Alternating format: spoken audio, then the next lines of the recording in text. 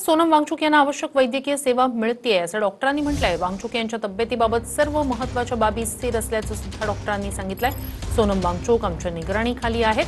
24 तास वैद्यकीय देखरेख गरजेची आहे असंही डॉक्टरांनी स्पष्ट केलंय। सोनम वांगचुक यांच्यावर दिल्लीतल्या सफदरजंग रुग्णालयात उपचार सुरू आहेत।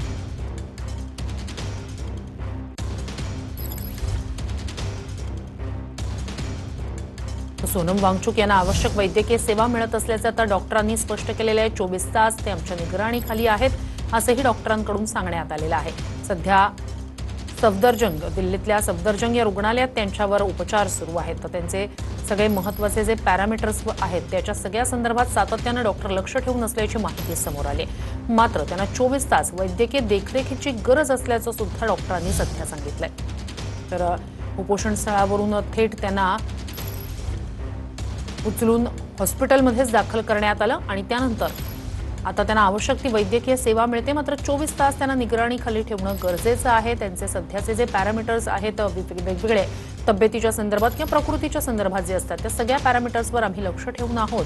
मात्र त्यांना 24 तास वैद्यकीय देखरेखीची गरज आहे असं डॉक्टरांनी स्पष्ट केलंय। तसंच त्यांना आवश्यक ती सर्व वैद्यकीय सेवा मिळत असल्याचं सुद्धा डॉक्टरांनी स्पष्ट केलेलं आहे।